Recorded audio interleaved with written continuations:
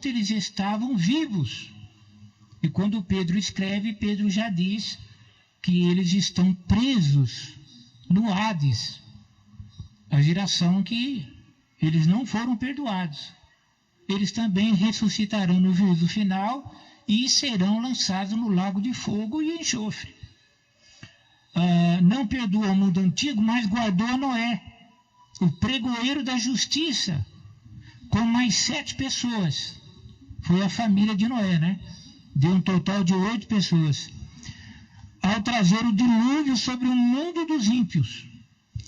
E condenou a subversão às cidades de Sodoma e Gomorra, reduzindo-as a cinza e pondo-as para exemplo aos que vivessem impiamente. Então, quer dizer, Deus não perdoou os ambos que pecaram, não perdoou a geração do dilúvio, não perdoou Sodoma e Gomorra, e Pedro vai dizer agora que ele também não vai perdoar os pecadores futuros. Olha, assim sabe o Senhor livrar da tentação. Tentação aqui é essa provação, né? É o juízo divino, ó. Sabe o Senhor livrar da tentação os piedosos e reservar os injustos para o dia de juízo. É o juízo final aqui, para serem castigados. Deus, todos serão castigados, mas tem uma classe que Pedro enfatiza, que essa turma Deus vai castigar com muito mais gosto, né? Olha aqui, ó. Mas principalmente aqueles que segundo a carne andam em consciências de imundícia e desprezam as dominações. Aqui são pecadores ímpios que desprezam todo o sistema de autoridade, que se levanta contra qualquer autoridade que resolve limitar as suas ações nojentas, sujas. Essas pessoas, Deus terá um prazer especial de castigá-los. Está escrito aqui, ó, principalmente aqueles que segundo a carne andam, segundo os desejos carnais, né? E Pedro traça o perfil deles, olha: atrevidos, obstinados. Obstinado é teimoso, sabe que está errado, insiste no erro, não abre mão. Deus terá um encontro com eles no juízo do último dia. Não receiam blasfemar das autoridades. Os irmãos sabem que a autoridade única no mundo é o Deus da Bíblia. As demais são autoridades constituídas. São pessoas que Deus permitiu que o representassem na terra. No lar é os pais, no serviço é o patrão. Se você toma um ônibus, é o motorista, é o cobrador. Se você entra numa delegacia, onde houver uma autoridade, você tem que se submeter, porque ela é representante de Deus. Todo o sistema de autoridade é sistema divino. Tanto que se levantar contra a autoridade é ficar sujeito à espada. Você entende? Então muitos, e até crentes, eles desconhecem essa realidade da autoridade. E essa turma aqui, esses ímpios, eles desprezam o sistema de autoridade. Eles são nojentos mesmo. Eles merecem o inferno mesmo. É a escolha pessoal deles. A mente deles é tão suja que Deus não suporta, né? Aí ele diz aqui, olha, enquanto essa turma de ímpios, de sujos, né, de maus, eles se levantam contra as autoridades, Pedro diz assim: enquanto os anjos, sendo maiores em força e poder, imagina o poder de um anjo, né? Não pronunciam contra eles juízo blasfemo diante do Senhor.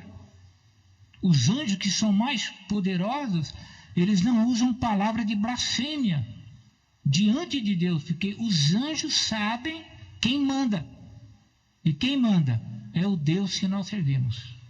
Você pode glorificar o nome do Senhor? Quem determina tipo de governo, como vai ser, quando vai ser, até quando vai ser, é o Deus que nós servimos. Ninguém mais. Essa autoridade não foi dada a homem algum. Foi dada a Deus e Jesus, né? Jesus irá julgar o mundo. Deus deu a ele também toda a autoridade. E ele vai continuar aqui dizendo assim: mas estes, quer dizer, esses maus, né? Como animais irracionais que seguem a natureza, feitos para serem presos e mortos, blasfemando do que não entendem, perecerão na sua corrupção, recebendo o galardão da injustiça, porque tais homens têm prazer nos deleites cotidianos, nódoas são eles e máculas, deleitando-se em seus enganos, quando se banqueteiam convosco. Aqui, meu amigo, aqui Pedro já está citando a respeito de falsos ensinadores que já naqueles dias estavam infiltrados no meio cristão e participando inclusive da ceia, né? E com o coração cheio de engano, mas eram ímpios tremendos, porque nos dias do apóstolo Pedro, claro, já se havia muitos anos que o evangelho havia se propagado por aquela região. Mas, enfim, o certo é que no juízo final, vem o juízo final, os homens são julgados. A ressurreição final estará diante de Deus todos os que morreram, desde Adão, todos os ímpios. Estará os que morreram ímpios durante a grande tribulação, estará os que morreram durante o milênio, e estará aqueles que morreram no final do milênio, que o diabo enganou e foi contra Cristo e foram destruídos por ele. Então todos esses, eles irão ressurgir nos seus próprios corpos incorruptíveis, porém sem glória. Por quê? Porque o homem, ele receberá o juízo de Deus no seu corpo. Por quê? Porque o homem não é homem sem corpo. O homem, amados, ele é um ser triuno. O homem é corpo, alma e espírito. Entende? Então, o homem não é homem, só corpo. Para você falar, um homem tem que ter corpo, alma e espírito. O animal não. O animal é só o corpo e a alma. Quando o animal morre, acaba-se tudo. Entendeu? O ser humano não. Quando o homem morre, a sua parte material, o seu corpo, ela vai para a terra e ele entra na eternidade, e na eternidade ele vai ou para o Hades, já em tormento, ou então ele vai para o paraíso. E no dia do juízo final, ele, sendo ímpio, ele irá ressuscitar, vai receber o seu corpo de volta. Eu até disse aqui na terça-feira, a Bíblia diz que o mar, a sepultura, vai devolver os seus mortos. Por quê? Porque a ordem divina, todos os corpos que evidentemente já virou pó, as partículas se perderam por aí, se perderam para nós, para Deus não.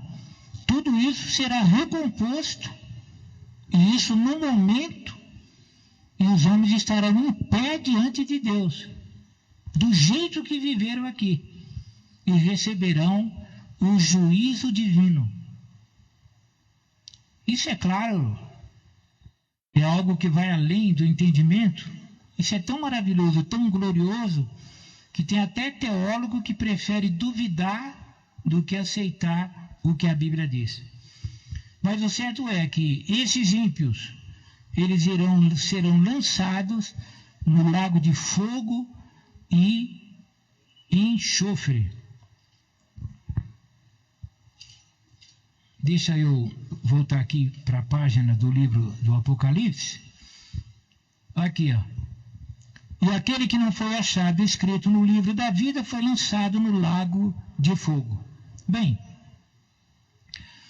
depois que os ímpios são lançados no lago de fogo e enxofre, vai acontecer o quê? A terra será destruída. Todo esse sistema que a gente conhece aqui será destruído. Olha o verso 1.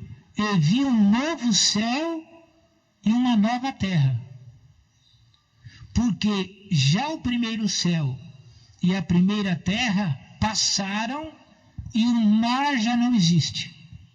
Então tudo isso que a gente está vendo aqui vai mudar tudo. Aleluia! Todo esse mundo que a gente conhece, ele vai mudar tudo. Deus cuidará disto, né? Vamos ver, o apóstolo Pedro fala disso na sua segunda carta, no capítulo 3, do verso 10 ao 14. Ouça, ele está falando justamente dos últimos dias, das destruições. Aí ele vai dizer assim, lá no verso 10, olha: mas o dia do Senhor virá como ladrão de noite, no qual os céus passarão com grande estrondo, e os elementos ardendo se desfarão, e a terra e as obras que nela há se queimarão. Esse é o momento, né? Isso foi revelado para o apóstolo Pedro. Isso aqui, esse dia do Senhor, não é o dia do arrebatamento da igreja. Até porque no dia do arrebatamento da igreja não haverá esse estrondo, os elementos não vão se arder, vai ser algo sigiloso, vai ser só para quem está esperando Jesus. A Bíblia relata mesmo: 2 estarão numa cama, um será levado, o outro será deixado. 2 estarão no campo, um será levado e o outro será deixado. É claro que a ideia é aquele que estiver pronto, ou aquele que pertence realmente a Deus, ele será levado, e o que não estiver, ele será deixado. Nada mais que justo. Nós temos que entender que Deus, ele é santo e não terá o culpado por inocente. Deus, amados, ele não é o homem. Deus é justo. O sistema do mundo é um sistema falido, caído, podre. Quando você faz um negócio neste mundo, você tem que ter testemunha, você tem que ter assinatura, você tem que ter cópia, porque é um mundo injusto. Os homens mentem. Com raríssimas exceções, os homens mentem. Os homens são maus. A natureza humana é péssima. E se não tiver toda essa segurança, o homem vive enganando o outro. Mas Deus, ele é justo, Deus é reto. Diz a Bíblia que o juízo de Deus, ele é perfeito. Você não precisa chegar diante de... a pessoa que será condenada naquele dia, ela não vai precisar explicar nada. Ela nem vai conseguir olhar para Deus. Ele vai saber que ele está diante de alguém que conhece tudo. Deus conhece tudo. Os mais inteligentes dos homens conhecem alguma coisa. Eu conheço alguma coisa. Você conhece alguma coisa porque você aprendeu alguma coisa. Agora, você conhece alguém que conheça tudo? Deus conhece tudo. A Bíblia diz que não tem nada que você mostre para Deus e diga assim, isso aqui é novo. Não tem nada novo para Ele. Ele conhece todas as coisas. E diz a Bíblia que todas as coisas estão nuas e patentes aos olhos daquele com quem temos de tratar. Os homens chegarão diante de Deus. Tá? Então, o apóstolo Pedro, ele vai dizer aqui, havendo, pois, de perecer todas essas coisas, quer dizer, tudo vai ser destruído, que pessoas vos convencer em santo trato e piedade. Ele está falando com o crente, irmão. Nós somos chamados para ser santo. Os de fora, eles precisam se converter ao Evangelho. Aceitar essa chamada de Deus para ser santo. Você entende? Se a gente não conseguir nem isso, a gente está fora da rota, né? Então ele diz aqui, olha, que pessoas vos convencer em santo trato, o meu tempo não dá, mas santo trato aqui fala de relacionamento. Negócio, né? Crente fazendo negócio, olha, não precisaria nem de assinar papel. Infelizmente, enquanto estivermos nessa vida, alguém já dizia que cheque de crente é dinheiro vivo. Nós somos representantes de Deus na terra. Entendeu? Então, olha, aguardando e apressando-vos para a vinda do dia de Deus. Tá vendo? Dia de Deus. Por quê? É o dia que Deus vai ajustar as contas, ou o dia que Deus vai chamar esse bando de ímpio, e eles terão que explicar por que mudaram a verdade de Deus em mentira. Não que a verdade de Deus possa ser mudada, mas eles viveram uma mentira. Deus disse que era assim, eles fizeram de outro jeito. Eles terão que responder a isso. O destino deles, um lago de fogo e enxofre. Que coisa, né? Aí ele está falando conosco, né? Aí ele está dizendo assim, nós temos que ficar pronto, porque nesse dia de Deus, os céus, olha só, estou no verso 12, em fogo se desfarão, e os elementos ardendo se fundirão, então tudo vai ser destruído. Aí ele fala da nossa esperança. Aí ele vai dizer, olha, mas nós, segundo a sua promessa, aguardamos novos céus e nova terra em que habita a justiça. Aleluia. Essa é a esperança do crente, é essa, irmão. Ainda ele vai dizer assim, olha, pelo que, amados, aguardando estas coisas, o quê? Essa destruição que virá, e no nosso caso, novos céus e nova terra. Procurai que dele sejais achados, imaculados e irrepreensíveis em paz. Viu? Em paz. E olha como ele vai nos orientar em relação à segurança que nós temos em Deus. Olha o que ele vai dizer, olha.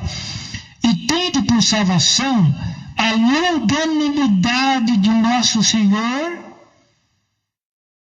como também o nosso amado irmão Paulo vos escreveu, segundo a sabedoria que lhe foi dada, falando disso como em todas as suas epístolas, entre as quais há pontos difíceis de entender, que os indoutos e inconstantes torcem, e igualmente as outras escrituras, para a sua própria perdição.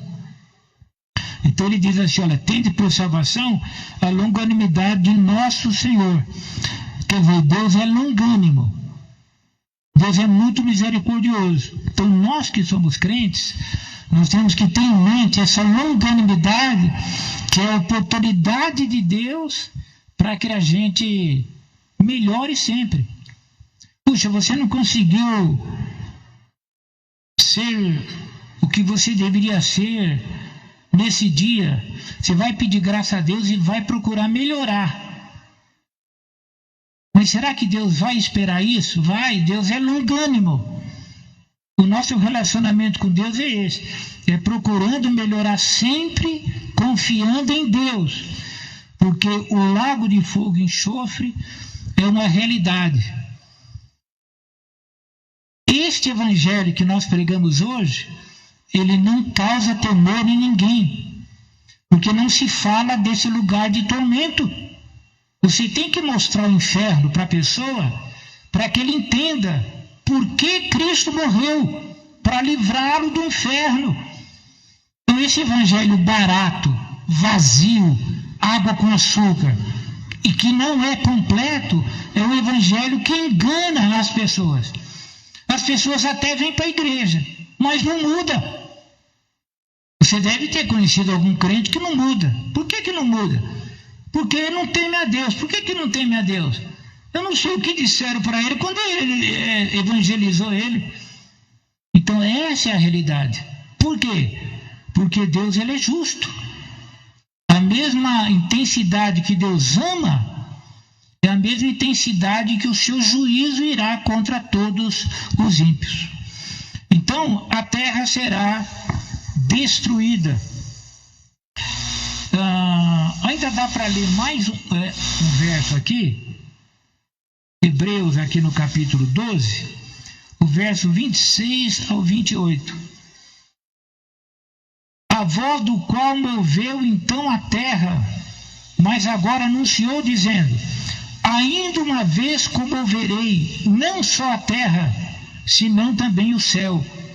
E esta palavra, ainda uma vez, mostra a mudança das coisas móveis como coisas feitas, para que as imóveis permaneçam, pelo que, tendo recebido um reino que não pode ser abalado, retenhamos a graça pela qual sirvamos a Deus agradavelmente, com reverência e piedade.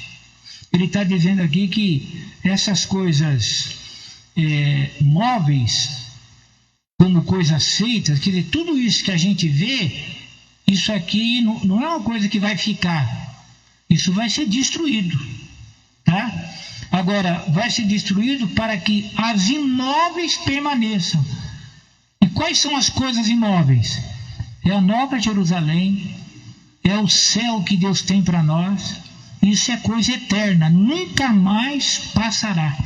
Mas tudo isso que a gente vê, isso passará. Jesus disse assim: passará o céu e a terra, mas as minhas palavras não hão de passar.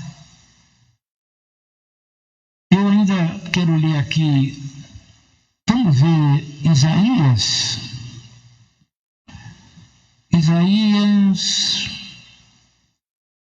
Eu quero ver o que ele diz aqui no capítulo 51. 51:1. Deixa eu só ver isso aqui. Não, 51:6. É assim, ó. Levantai, Isaías disse isso, hein? Levantai os olhos para os céus e olhai para a terra de baixo, porque os céus desaparecerão como a fumaça e a terra se envelhecerá como uma veste, e os seus moradores morrerão como mosquitos. Mas a minha salvação durará para sempre, e a minha justiça não será quebrantada. Viu? Então, esse mundo será destruído. Bem, uma vez a terra destruída, Nova Jerusalém, Deus irá remover os efeitos do pecado. Vamos dar uma olhadinha aqui, mais uma vez aqui em 2 Pedro. Todo efeito do pecado, ele será removido naquele dia. Capítulo 13, verso 13. Não é 1 Pedro, é 2 Pedro 3:13. Assim, ó. Mas nós, segundo a sua promessa, aguardamos novos céus e nova terra, em que habita a justiça. Então, toda a injustiça nesse novo céu e nova terra, tudo que for injustiça será removido. Não haverá injustiça. Apocalipse, no capítulo 21, o verso 1 ao 4. Eu fiz a leitura aí, mas observe como que Deus ele vai remover os efeitos do pecado. Olha, e Deus limpará de seus olhos toda lágrima. Aqui toda lágrima causada pelo sofrimento, tá? E não haverá mais morte. O salário do pecado é a morte. Hoje nós convivemos com a morte. A morte é uma realidade na vida do ser humano. Mas a morte não existirá mais no mundo que Deus tem para nós. Nem pranto, nem clamor, nem dor, porque já as primeiras coisas são passadas. Ouviram? Então tudo que é resultante do pecado, sofrimento, angústia, tudo isso será removido. No capítulo 22, o verso número 3: e ali nunca mais haverá maldição contra alguém. Nela estará o trono de Deus e do Cordeiro, e os seus servos os servirão. Viu? Nunca mais maldição contra ninguém. Olha o verso número 15: ficarão de fora os cães. Cães aqui não é um animal, tá? Você que gosta de cachorrinho pode ficar tranquilo.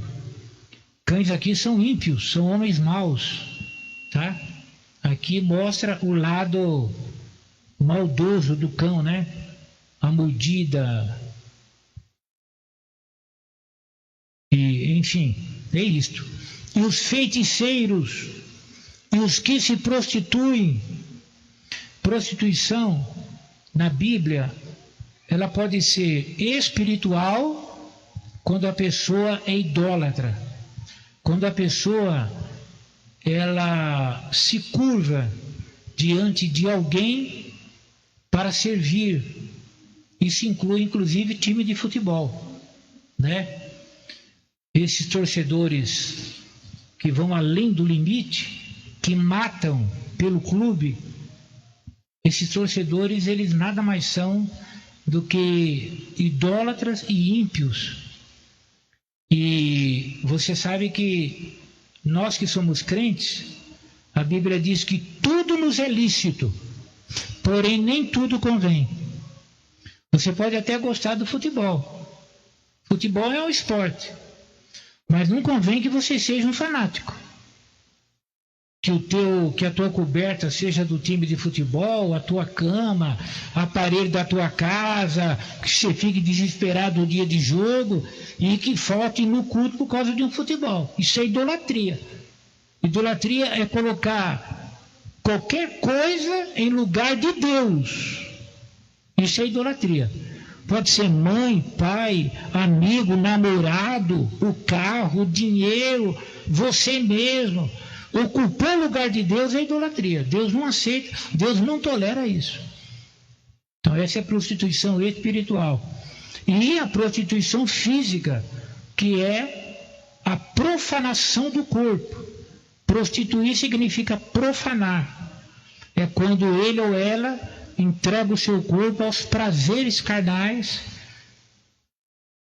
né? Isso é prostituição. Isso é promovido pela mídia, é promovido por esses atores e atrizes, enfim, por quê? Porque o mundo jaz no maligno, não é? A gente achar que uma sociedade, por exemplo, como a nossa, vai aceitar passivamente medidas que venham coibir essa sujeira que há no mundo, eles vão aceitar passivamente a inocência nossa. É tentar isso aí, a guerra está formada. Porque o mundo jaz no maligno. Irmão, só tem uma saída para o mundo. Pregar o evangelho para eles, para, porventura, aqueles que crerem serem salvos. Para você ter uma ideia desse negócio de salvação, é tão sério, que quando Paulo falava a respeito do marido incrédulo, ele diz assim: como saberá, ou como sabes, ó mulher, se salvarás teu marido? E como sabes, ó marido, se salvarás tua mulher? A Bíblia é clara. Nós que inventamos as coisas. Nós fechamos a porta do céu às vezes, porque queremos abrir uma outra porta que não existe. Então, prostituição é isso. Então, ficarão de fora os que se prostituem, os homicidas, né? E os idólatras, e qualquer que ama e comete a mentira. A mentira, o pai da mentira é o diabo, porque a mentira nasceu no coração dele. Então, terra é destruída e todo efeito do pecado ele é removido, né? É por isso que, quando você lê aqui no capítulo 22, no capítulo 20, e a morte e o inferno foram lançados no lago de fogo. A linguagem aqui ela é figurada para mostrar que todo efeito, tudo que lembra pecado, será banido, será lançado no lago de fogo e enxofre. A morte aqui, ela personificada, né, como se fosse alguma coisa, será lançada no lago de fogo e enxofre. A morte não é espírito, morte não é demônio, morte não é pessoa. Morte é um estado. Morte é resultado do pecado. Então tudo isso será banido. Banido. Aleluia. Agora, imagine um mundo sem o pecado. O que seria um mundo sem pecado? Bom, não haveria morte. Porque a morte vem por causa do pecado. Não haveria enfermidades. Não haveria maldade. Não haveria sofrimento. Não haveria lágrima. Porque o pecado, ele traz tudo que é ruim. São as consequências do pecado. O pecador, ele tem para si as consequências do pecado. E o lago de fogo e enxofre será a recompensa pelos pecados. Tem uma ideia no mundo que diz assim: aqui se fez, aqui se paga. Não é verdade. Nesse mundo se recebe as consequências do pecado, maior ou menor grau. Agora, a recompensa pelo pecado é no dia do juízo final, e será o lago de fogo e enxofre. Isso é a realidade. É um lugar que existe. Se debate onde seria esse lugar. Alguns acreditaram que seria Marte, porque lá é muito quente. Mas tudo indica que lá não é. Alguns já acreditam que seria dentro da Terra, porque dentro da Terra tem fogo, etc. Tal. Não sabemos aonde, só sabemos que existe. E foi criado para o diabo e os seus anjos. Agora, o homem inventou de entrar pelo caminho que o diabo entrou, do orgulho. E quando o homem fez isso, ele ficou debaixo da condenação. A Bíblia diz assim: a condenação é esta, que a luz veio ao mundo e os homens amaram mais as trevas do que a luz. Então, meu amado, nós que somos crentes, nós temos que glorificar a Deus. Você pode glorificar a Deus? Porque a nossa herança, ela é o céu. Não porque nós éramos melhores do que os outros, mas porque Jesus morreu por mim, morreu por você. Então é em Jesus que a nossa vida mudou. Paulo diz assim: porque nós éramos como eles, filho da ira também. Eu e você, o nosso destino era mesmo o inferno. Era para lá que nós estamos indo. Aí alguém nos evangelizou, nós cremos e agora nós estamos indo para esse lugar onde não haverá morte, nem tristeza, nem dor, porque não haverá o pecado. Então, removido tudo isto, né? Sem a morte, sem o pecado, será o início da eternidade. É claro que você não consegue descrever mais, porque nós não conhecemos um mundo diferente deste. Nós nascemos neste mundo e alguns são enganados por esse mundo, né? Mas nós não conhecemos um mundo melhor do que este. Nós vamos ter uma experiência sobrenatural com a conversão. Porque as pessoas que estão lá fora, aqueles que estão lá fora, eles não conseguem entender por que nós estamos aqui dentro. Eles não conseguem. Entendeu? Esse lugar não é atrativo para eles. Por quê? Eles não têm o Espírito Santo. Eles têm o espírito do mundo. O espírito do mundo, desse mundão, está no coração deles. Então, eles estão presos a este mundo. Deus é misericordioso. Então, certamente, Deus dará uma oportunidade para eles ouvirem o Evangelho e escolherem. Se eles escolherem o que nós escolhemos, eles conhecerão um mundo que até então eles não conseguem ver. Se o homem não nascer de novo, ele não pode ver o reino de Deus e ele não pode entrar no reino de Deus. Você pode glorificar o nome do Senhor, irmão? É o que eu digo. O reino de Deus, ele vai além de uma bateria. Ele vai além de um instrumento. Ele vai além de uma função na igreja. Ele vai além de uma amizade com os grandes da terra. Então nós temos que entrar nesse reino. Esse reino se entra pelo novo nascimento. Quando você entra nesse reino, pronto, nunca mais você abandonará a Cristo. Porque não tem nada maior do que Cristo. Não tem nada melhor do que Cristo. Ser crente é a única coisa que vale a pena nesse mundo podre. Servir a Jesus.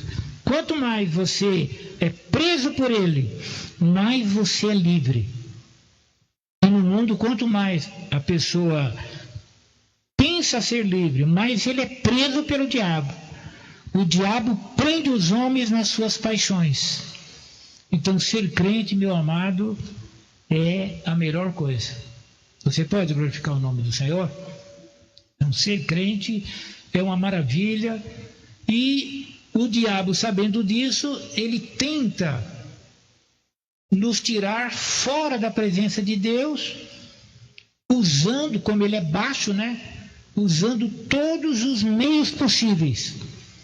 Briga na igreja, inimizade, calúnia, mentira. Ele, claro, onde ele tem espaço, né?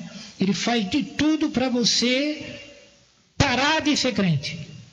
Para você ir para casa, para você fazer qualquer coisa. Por quê? Porque ele quer que você se encontre com ele lá no lago de fogo e enxofre, aonde ele estará, porque este é o destino eterno do diabo. Aquela ideia do inferno o diabo num trono, espetando os outros com o garfo, isso é mentira. Ele estará no inferno, no lago de fogo e enxofre, sendo atormentado também eternamente. Ele e todos os que se esquecem de Deus. Amém, amados? Eu escrevi aqui um resuminho e eu vou ler para você para a gente fechar esse ensino, tá? Meu tempo já foi lá. Eu tenho 2 minutinhos, ó. Serão ressuscitados todos os que morreram desde Adão, inclusive os que morreram no milênio. Todos os crentes salvos estarão com corpos glorificados com Cristo, nas bodas do Cordeiro, na sua volta em glória, no milênio, por toda a eternidade. Os salvos pós-milênio receberão a vida eterna e a incorruptibilidade. Os anjos serão aperfeiçoados e nunca mais haverá rebelião. Quem será lançado no lago de fogo?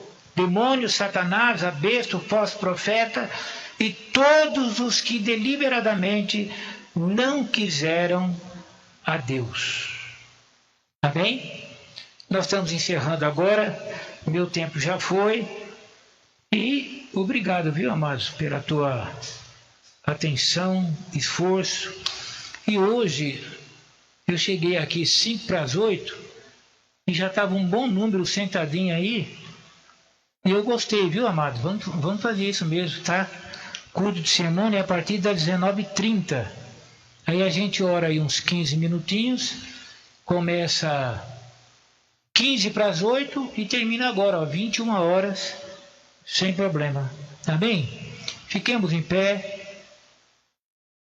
Todos os salvos, no final de tudo, todo aquele que estiver salvo, os salvos do milênio, enfim, todos, a igreja já estará com o corpo glorificado, mas todos receberão o quê? A vida eterna.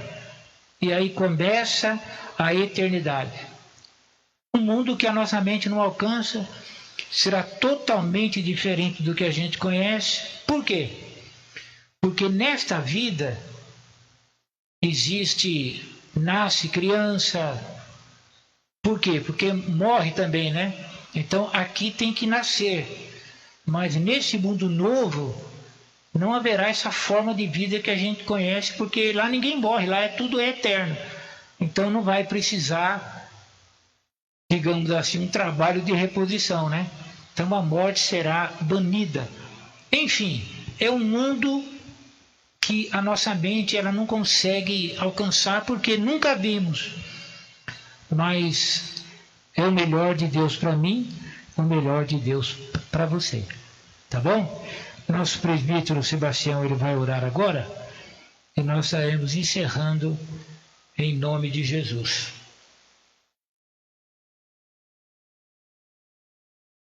Vamos orar. Querido Deus e Pai de nosso Senhor e Salvador Jesus Cristo, te louvamos agradecidos pelo ensino da Tua Palavra nessa noite. Agora despede em paz os Teus filhos, nos leve em paz, nos guarda e nos dê uma noite na Tua presença. É o que nós te pedimos e te agradecemos em nome do Teu Filho Jesus Cristo. Amém.